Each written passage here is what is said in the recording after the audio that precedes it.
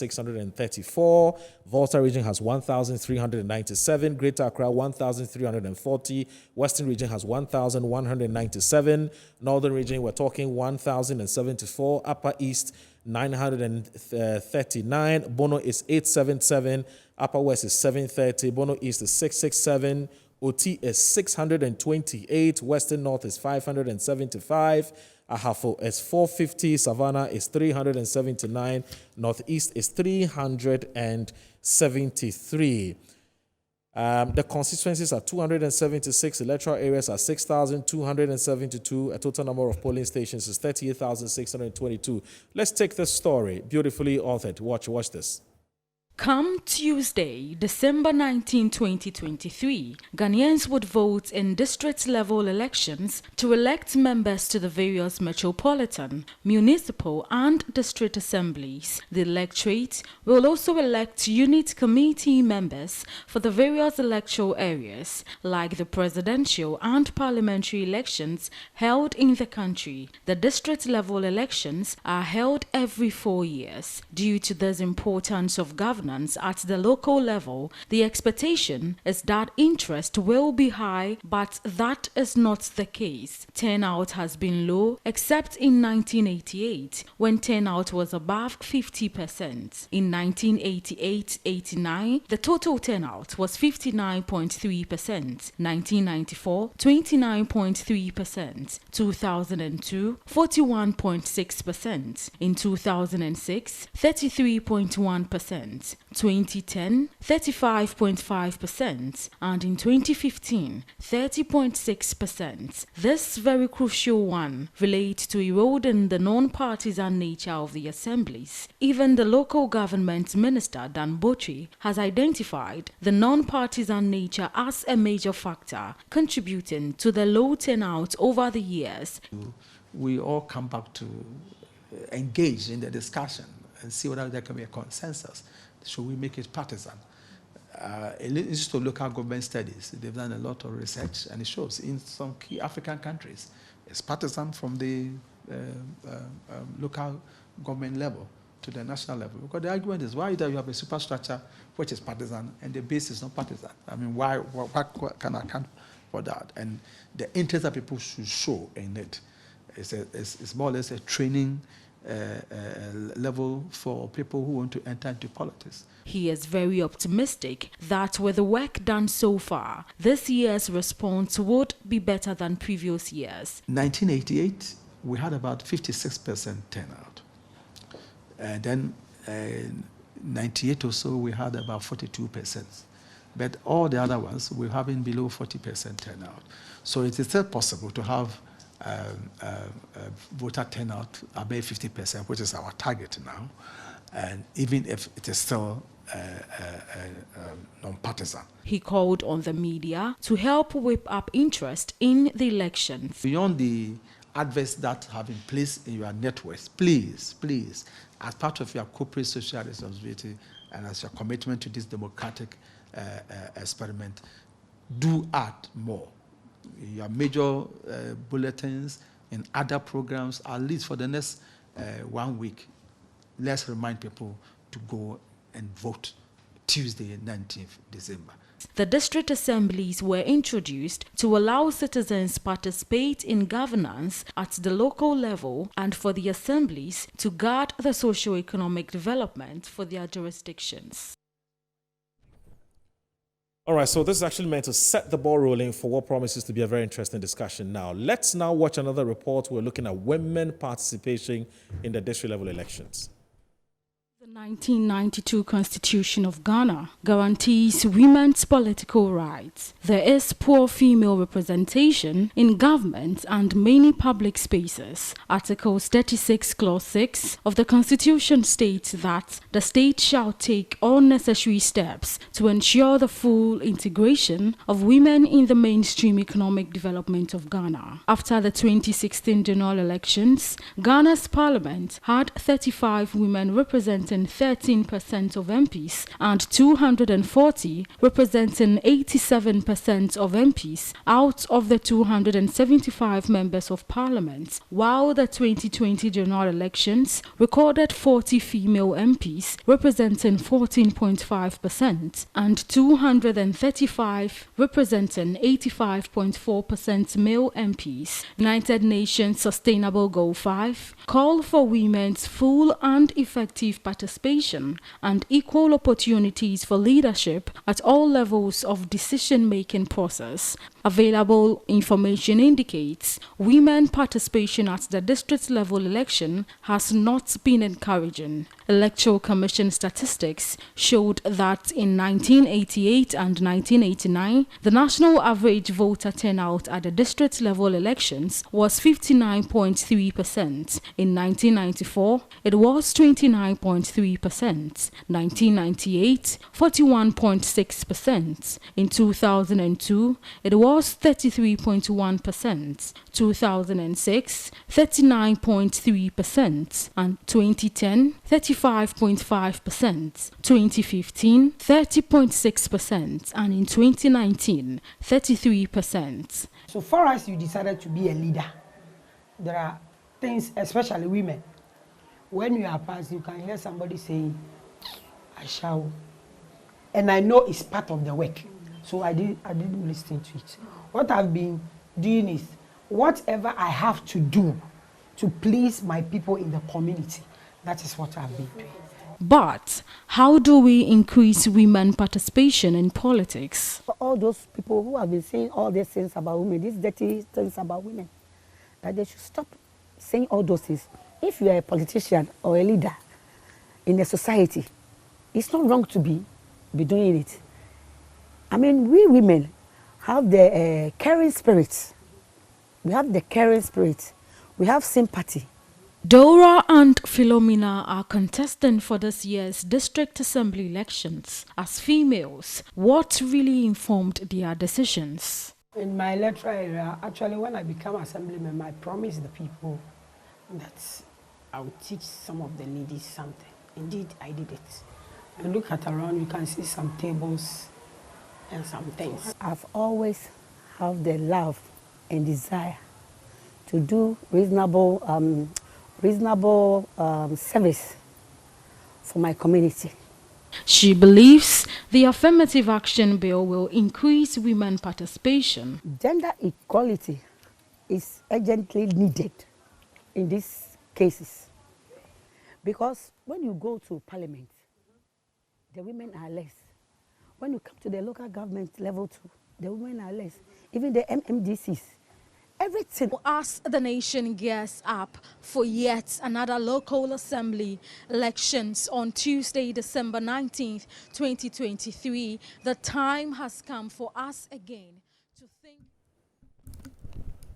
All right, so that's a report produced by the Metro Newsroom looking at women participation in district level elections. So this then sets the tone for our conversation today. It's about the district assembly elections or district level elections, which is coming off tomorrow.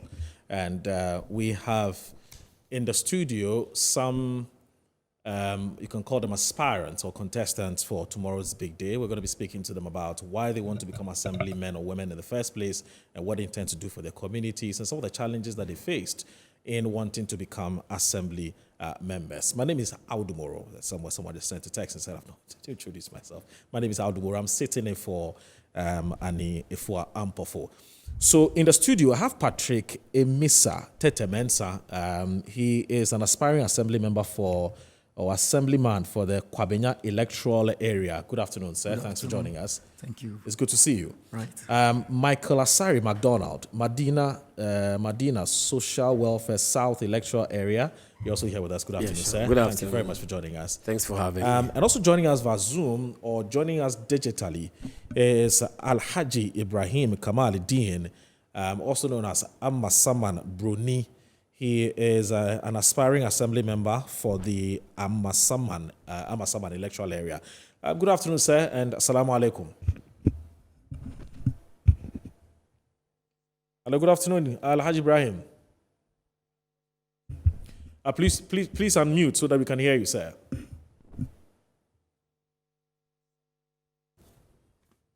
Okay.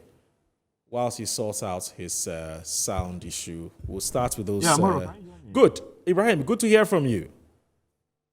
Yeah, thanks for having me, and good Wonderful. afternoon to your viewers and listeners. Great. So I'll come to you shortly. Let me start with your colleagues in the studio with us. So I'll start with you, Michael. Michael, first of all, are you an assemblyman? You want a renewal of your mandate, or you are now aspiring to become one? I'm an incumbent. You're an incumbent who is assemblyman. seeking re-election. Okay. How long have you been an assemblyman? 4 years. 4 years. Yeah. So you've only done one term. Exactly. You want to be given an opportunity to do a second term. Exactly. The scorecards are my motivations. Okay. Especially if you try once and you realize you're not fit for purpose, then you advise yourself. But once your scorecard is encouraging, you only become positive that your people will reward your hard work and commitment. How many electoral areas are in the Medina district? 15. 15 electoral areas. How many of you are contesting for these, for your particular electoral area? We're just 2. Just 2 of you. Okay.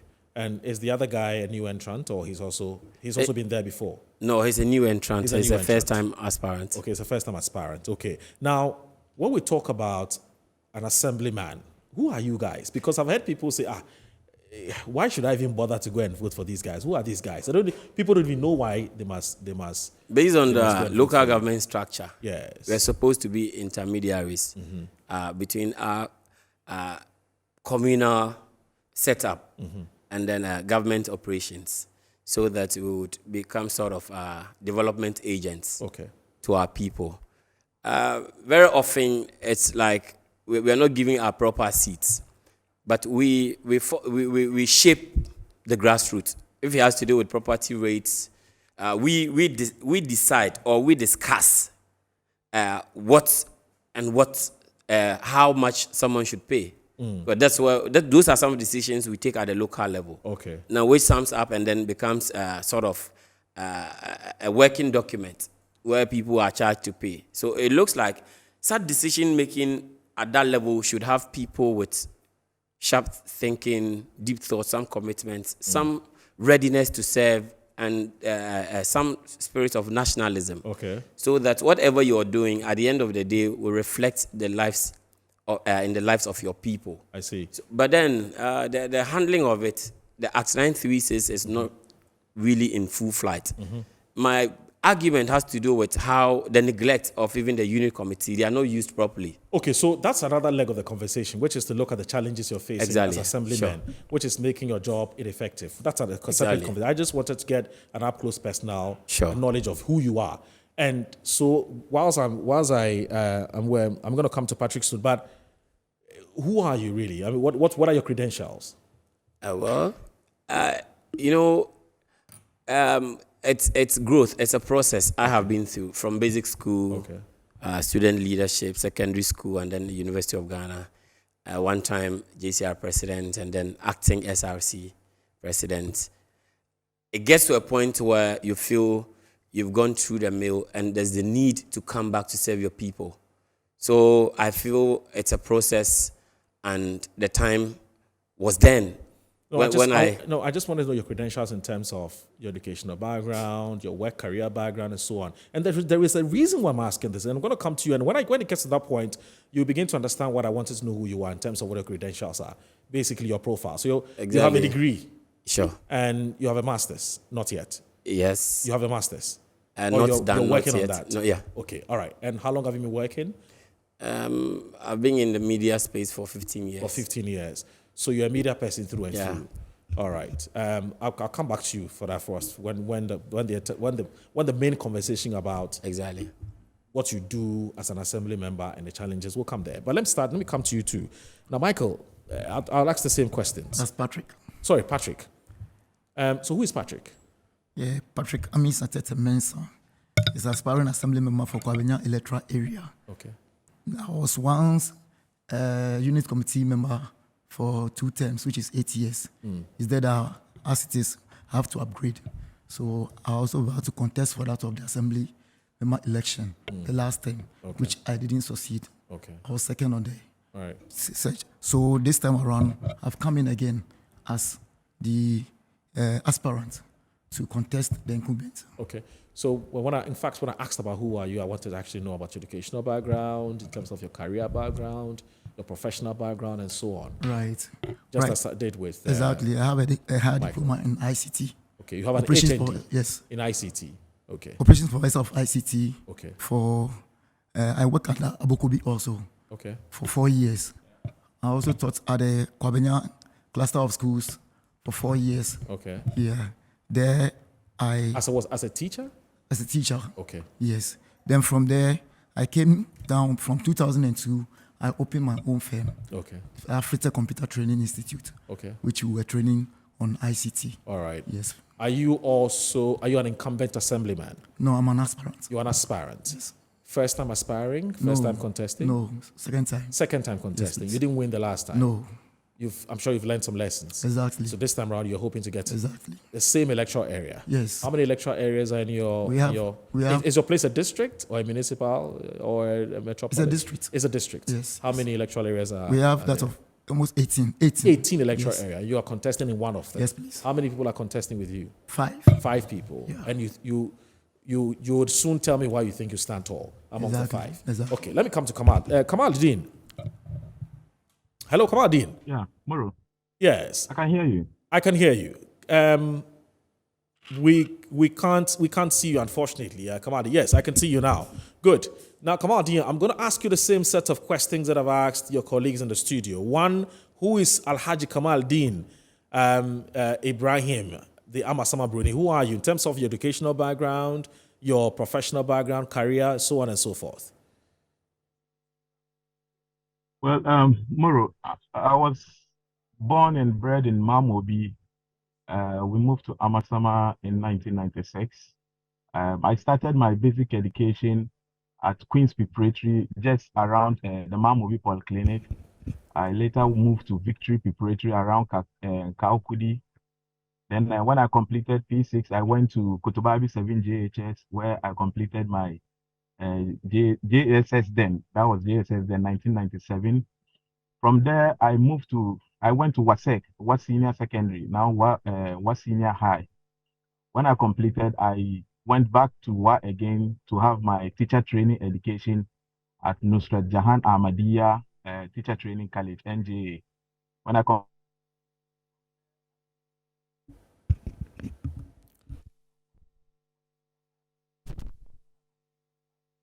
Hello, Moro, can you hear me? I can hear you. I lost you briefly, but you're back. Yeah. I went to University of Ghana for my undergrad. So I graduated in linguistics and information studies. I came back again to teach, and I went back in 2019 for my master's degree program at Center for Migration. So I hold master's in migration studies.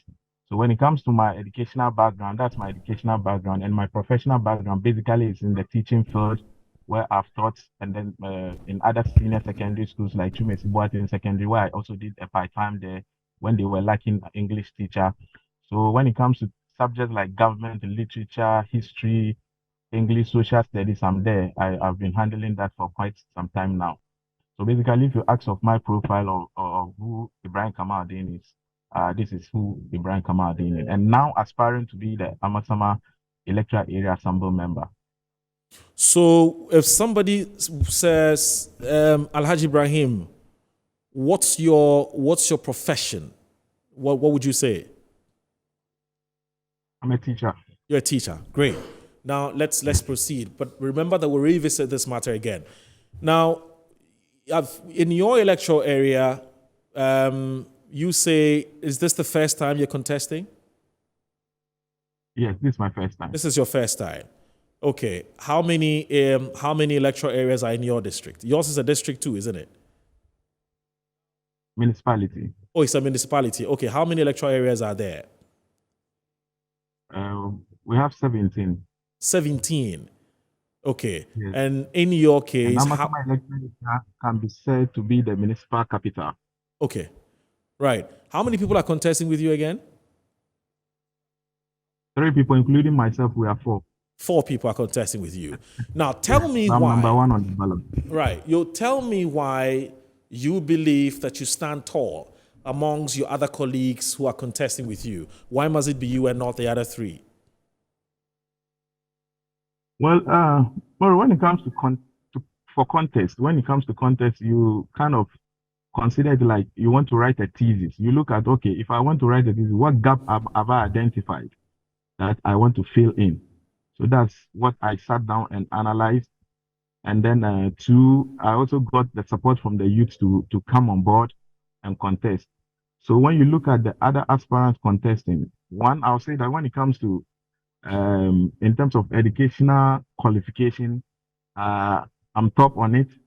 When it comes to exposure, I'm on top because the youth admire the way they see me on telly, expressing myself, and they feel when they get a leader like that, wherever they have, the person can have a bigger platform to express their concerns for them. So they see that. So if Kamal is elected, his voice transcends beyond the electoral area, and then he can get the attention of authorities that be to attend to their core or their needs. So, and then it's long time of activities that have been undertaken in the electoral area that has put me in this pole position that when I contest, surely I'll be victorious. So I had discussion with the youth, and myself, I'm a youth. I participate in various activities when it comes to communal labor, communal activities, which sometimes are done by my very self without necessarily getting support from anyone. So the youth sat for a long time and they realized that, no, come on, you need to come. This is the most opportune time that we feel like when you come, you give us the exposure. So that is what makes me stand tall amongst them. Patrick, I'm going to ask you the same question. What makes you believe that you stand tall amongst the other contender who intends to win the seat? Right. You know, what it is that I have gone down well with that of the grassroots over there in the electoral area. When I was the unit committee chairman for 2 terms, I was able to bring a couple of developments to their doorstep as to how to let them understand how we should develop our community in terms of forming the associations within the community, the residents association. Also, we have the landlords and that of the tenants association at the community. And this made them to know that, yes, this guy is capable of bringing us together. Then we should give him this mandate. Aside of that also, from the time that I started teaching at the Kwabinian cluster of schools, I was given a lot of opportunity to that of the youth in the community. When they are having access to the ICT, after they complete school, I give them this opportunity to learn the ICT, which puts some of them into good shape in terms of their educational background. This way, I also form a club which is called the Wise Youth Club, which I go door to door and teach the children without taking anything, our African values. So this club has been there. We started far back 2002 till now. And most of the children that got in, someone now in the university that are practicing, they are doing very well in the educational background. This is going down very well with the people over there. I also form a club which is Prestige Total Fitness Health Club, that we use that to train people in the community and its environs about keep fitting. This has been there from 2002 till now. We just celebrated our 22 years anniversary over there. And with that, people have seen that this guy is somebody who is able to gather people and let them know the importance of development in the community. Were you doing this because you just genuinely were passionate about your area, or you were doing this because you knew that you were doing this towards a day like this? Yes, it is one thing that I've always been focusing on. That is where I was born and bred. So it is one place that I always want there to have that facelift of development when it comes to the community and its environs. But as Kwabinian community is becoming big, people in there do not understand some of the river banks that we have there. So they end up putting refuse inside the drains and other things. You tell them, no, this is not a gutter. This is a water that flows since time immemorial that we have. Yes. So I was doing that, knowing that it is a way to bring the people together to understand development in the community. Michael, let's talk about you. I mean, what makes you believe that you stand tall, or you're the best person for this position? Usually, in a contest of this caliber, I don't highlight. I don't want to be panned in terms of being the best, but then I always want to leave it to the electorate based on what I've been able to do over the last 4 years. My first attempt, I lost, but was in a different electoral area. Okay. I just wanted to test the waters. And then after the experience, I came back home as a proper Medina boy. It was obvious that the youth wanted me to serve in that capacity. Especially, it's been ages when assemblymen were never seen. You only hear of them when there's time for elections, where they'll start pasting posters. But now there's a paradigm shift to such operations. It's a more reason why you see a lot of people wearing hats, wanting to take up positions. Now, what have I done? You know, when we were sworn in as assembly members, COVID came. And then before then, I had some aid support for the aged. And then COVID came. And factually speaking, help didn't come from the assembly to assembly members to help our people. So if you're an assemblyman who relies on government support to work certain initiatives, then it means that your 4 years will be here and nothing will be done. I may not have satisfied everyone within my electoral area, but touching lives of those who needed it most. You know, we are within a cosmopolitan zone where you have the okay ones, we have the not too okays, and we have the not at all. So you try to prioritize those and then you reach out to them. And then there are instances, you see, our people don't demand so much from us. Right. What they look out for are the basics. For instance, when the issue of SIM registration popped up, the people were running helter-skelter to get their SIM registered. What a proper assemblyman does is to bring a solution to the doorstep of your people. So within that, over 1 month, the people were seated within the community, they were registering. It was saving them man hours. You're supposed to go queue, pick cars, and then you miss a lot of things, a lot of challenges along the way. Now, aside that, within our communities, we've not really had that kind of leadership where, for instance, there was free health insurance or even free birth set registrations for the people. There are people within the community who even don't know where to get their birth sets. Right. Now, if you bring it to their doorsteps, what are you doing? You are cutting away certain challenges and also helping them put certain things in place, because anything can happen and then you need your birth set or you need your health insurance card. These are things technically you would need at certain point. Now, beyond that, you know, there are moments where a slab is broken or some bridge is broken. You need assembly to intervene. But then the assembly's, what do we call it? Bureaucracy delays things to the extent that if care is not taken, you'll be 4 years and nothing is done.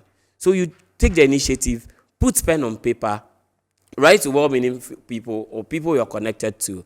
Because as you're growing up the ladder, all contacts or connections you've built are those you can go back to because they believe in your initiative. So it's not everything that comes from your personal pockets. That is if you know how to manage your way out. That's why in growing, you need to maintain your ladder. And then draw out a vision that is clear for everyone to see, to believe in. So it's been easy. For instance, the Medina Magistrate Court, they had challenges with their washroom. It was some way. And they've been calling on the assembly to fix it. Even there was no Ghana water connected to it. But for several years, I came and then, by God's grace, I fixed it because I put pen on paper to some entities within who came to my aid to do this. And I appreciate Nkulenu Industries for this. And then also, you know, I have segregated my operations to an extent that it touches everybody. I told you about the support for the aged. I told you about the health insurance for all. I told you about the birth certificates for all. Now, it comes to the educational aspect. I have 2 basic schools which are government schools which are within my belt. They are not allowed to take fees. So when it comes to even refuse collection, it becomes a headache. The assemblies do not collect for them. So it becomes the burden of the assemblyman to see to it.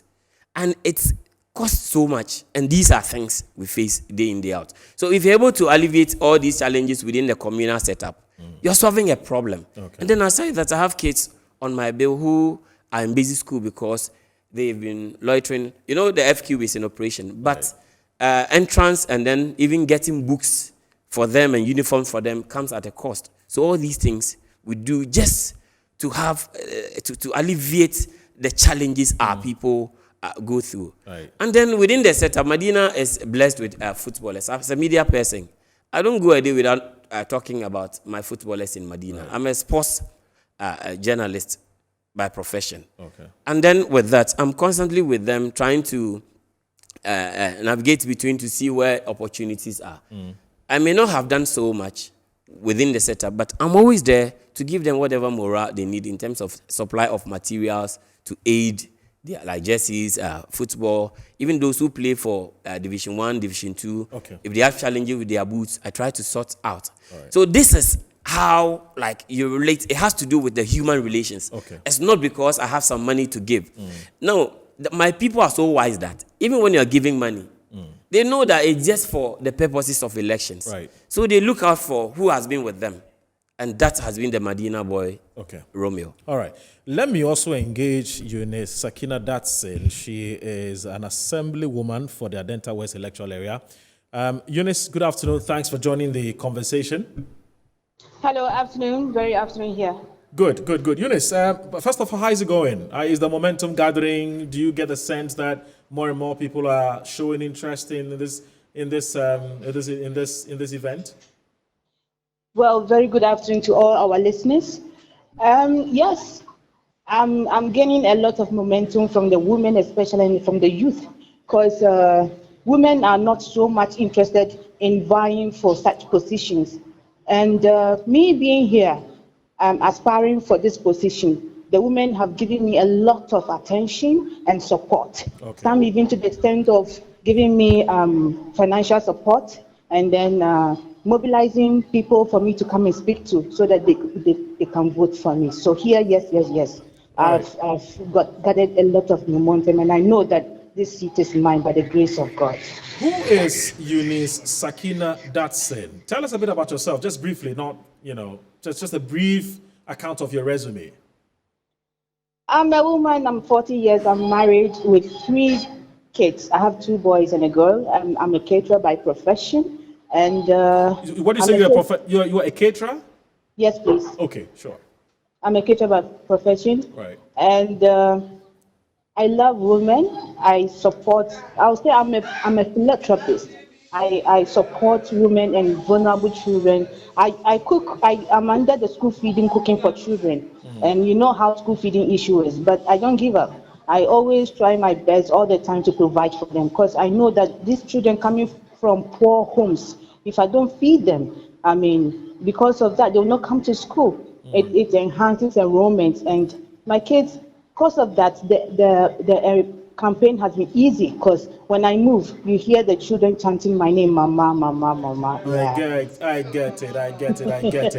Are you you're the incumbent assemblywoman for the Adenta electoral area?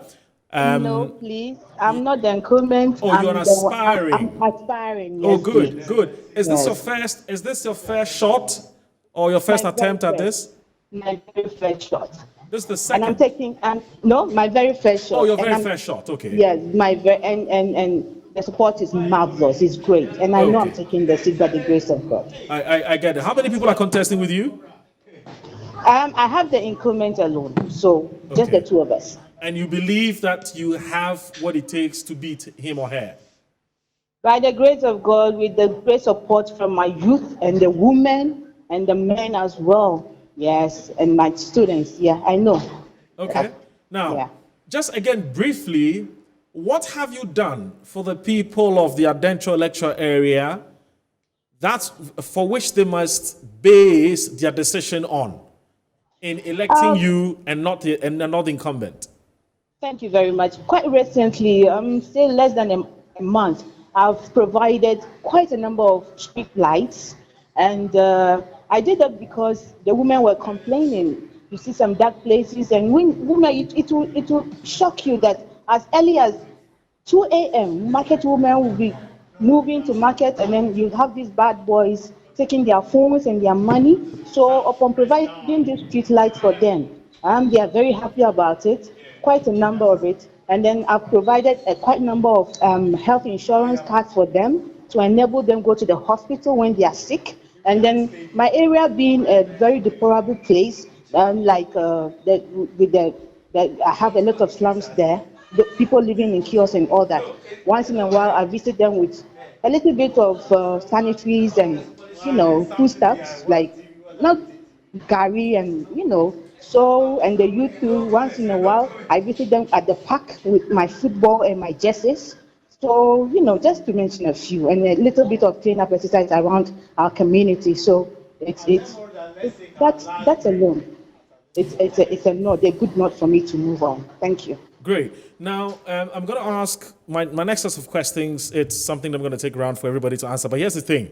Do you think that if the assembly elections were made partisan, as the sitting president intended to do by expunging Article 1993, do you think that it would have been much more exciting? People would have shown more interest and people would have participated much better than we're seeing now? Or from what you're observing on the ground, nothing would have changed? Exactly. A lot of things would have changed. Okay. See, Tuesday is a working day. It's not a public holiday, and it's not a weekend. You see, and the publicity is very low. You see, so if all these things were put together, much would have been better for us. I see. I'll ask Kamal, Dean, and the other chaps who are here, but I need to take a break. I'll be right back. Just 30 seconds.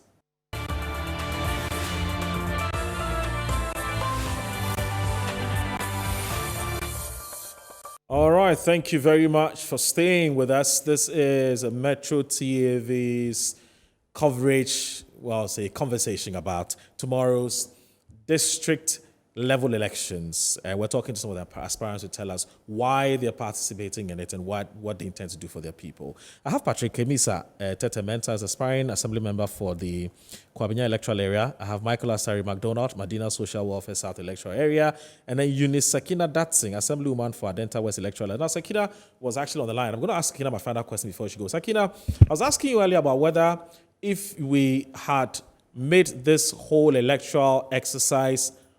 Oh, she's gone, unfortunately. Okay, so that's fine. So let me go to Ibrahim and ask Ibrahim my final question before Ibrahim takes leave of us. Ibrahim, do you think that if this exercise was made partisan, as the president intended to do, it would make it more exciting and more participatory? Yeah, Moro. Yes, I'm listening to you, Ibrahim. Yeah, I'm a political activist, so definitely I'll side with that. Yeah. In fact, the publicity, just as the other aspirant said, is very low. You wouldn't believe it, Moro. As of today, I'm still on the campaign trail, and some people still ask, are you watching? They are not even in the know of. Really? This thing coming up tomorrow. Yes. Before I joined, there are people, market women, people, even, excuse my language, people educated. You tell them, and they are surprised. Like, it's tomorrow. I see. They are taken aback. So, but if it were to be partisan, by now, the political parties should have been rallying behind that. You have chance of displaying your paraphernalia, activities, all those things. So it will draw the attention, and the party itself will take the interest in coming in full vim, Yeah. But in this case, it's like you are doing your own thing. I get it. I'm working as Ibrahim Kamal-Din, doing my own thing, campaigning. I get it. Now, Ibrahim, what's your? So I fully support that. It should be made that. Okay. Now, the people of Amasaman are watching you. In just 30 seconds, what is your final word to them out there as we, as you? I know you're mopping up today ahead of tomorrow. So, what's your final final message to them? Well, the good people of Amasaman, this is your brother, your son, your husband, Ibrahim Kamal-Din.